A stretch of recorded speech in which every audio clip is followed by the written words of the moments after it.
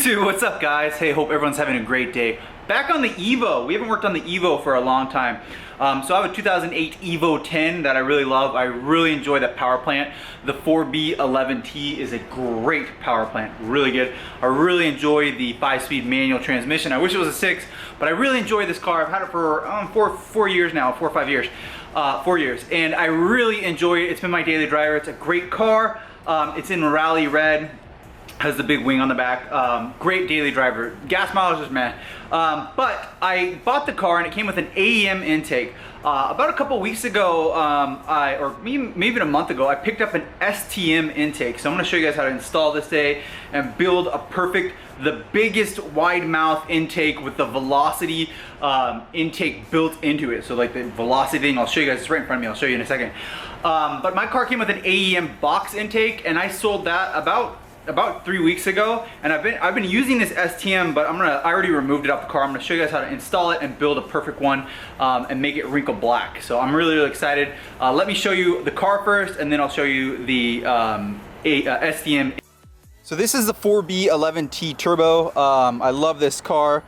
There is the intake currently right down there. That's the intake right into the turbo. As you guys can see, I removed the AEM one, sold that one a while back.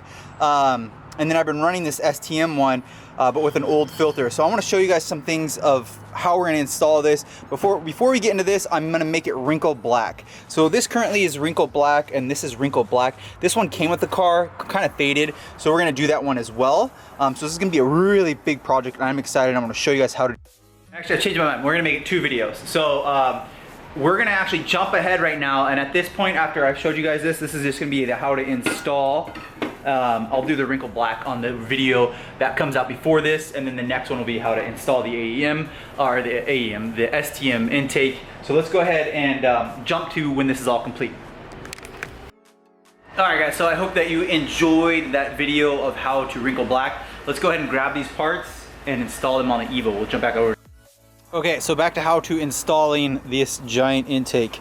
So that right there is going to be the intake to the turbo, the lower part, and then that's going to be the charged part of the turbo.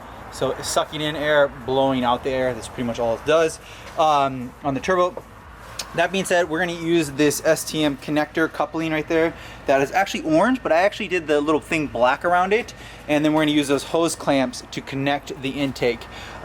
This is a extended OEM recirc valve with a BOV. So a BOV and a recirc on the Turbo Smart. We are not going to be using that. So we're actually going to be deleting that longer tube. And I'm going to show you guys how and why I did that. Because this STM intake does not have a recirc valve. And you can Google what's good about a recirc and what's bad about it. This STM intake just didn't come with it. That's it. Now that Turbo Smart blow-off valve, I was able to readjust it so all the air doesn't recirc and it just comes out of that little trumpet right there. Okay, so I've actually disconnected this line right here. 1, 2, 3, and then this little one that's closest 4. The one that's closest to you, I disconnected it. You can follow it and trace your finger through here. It actually runs to this line right here, which then goes into the intake manifold. We're going to use that line as the BOV line. It's not this top one, it's the lower one right below it. And then it runs up, and then it runs right down, and then it comes out right here. Eventually I would like to delete all of these and do a really nice clean tuck. Maybe I will, maybe I won't. But let's go ahead and slide the STM intake down there so that we can actually also relocate this BO. Wow, it's actually starting to become that time of year again where you have to use a light. I hate that time of year. Oh well. So we have it installed. It's a nice, beautiful intake. As you guys can see, it goes down in there. The next thing we will be doing on another video, we'll be installing right here. This is going to be electronic boost controller. This is the OEM one. I currently have the OEM one, which is kind of a good sign. It means your car is like sort of never really been pushed to the limits, I guess you could say. Makes the EVOs last longer. But then again, the electronic boost controllers are expensive, so you want to buy a nice one. So I got the Grim Speed, which I just think I put it back inside.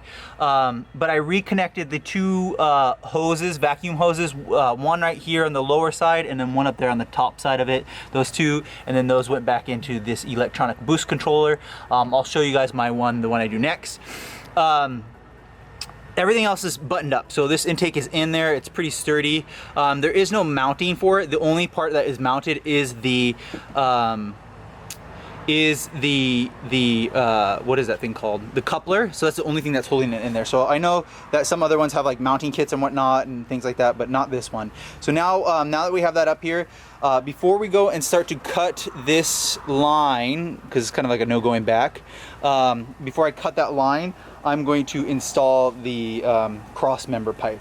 Actually, no, I want to do that first. So let's go, because I just want to see where this, where I want my BOV to land. I think it's gonna land like right here in this area. Ooh, yes, that looks good. So I changed my mind. I decided to keep this recirc valve, the recirc pipe, even though I'm not even, or BOV/recirc. So if I did have the recirculation, it would be on the back side of this Turbo Smart BOV, which I think I showed you guys already how to install. That was pretty easy. So this is gonna go out in the atmosphere, and then I was gonna cut it right here and then relocate that pipe to this area, but I felt with this large intake that that area was already confined and there would have been too much of a gap over in this area. So I think this is the most aesthetic looking setup right now. I think that looks really good. The original like ETS kind of sits in this corner, and then the original air box is a big box that sits there. I think this giant intake really screams horsepower. I like it. I think the hood should close. I don't think the hood will touch, but I will see. There's some pins up here, and so I'll just make sure it doesn't touch on that. But that looks really, really good, and I'm glad that I decided to keep it like this. I think that this is a more aesthetic look than just to cut this anywhere. So again, that runs all the way back there to the BOV, and then that BOV goes back into the vacuum line, which goes into the intake. Okay, disregard the dirtiness of my car, but look, there's that intake. Ooh, you can see it in there. That's pretty sick. Wow, look at that. Oh my gosh, that looks awesome. That is so awesome. Look how big that thing is, huge. So I really like the way that this turned out. I think everything looks pretty good on it. Wow, that looks awesome. So awesome, look how big that looks. I really like the way that turned out. I do like the wrinkle black, especially on the STM. I think that's so much more cohesive to the whole build versus having that one that was non-wrinkle black. I think that looks good. Now my wrinkle job, I would say, is probably like a 5 or 6 out of 10. I didn't do a very good job. It was a learning experience. I feel like I did good on the masking. But just the overall wrinkle, it's okay. It's not the best. I wish it would have been more fluid throughout it, and so you know, that's how you do it.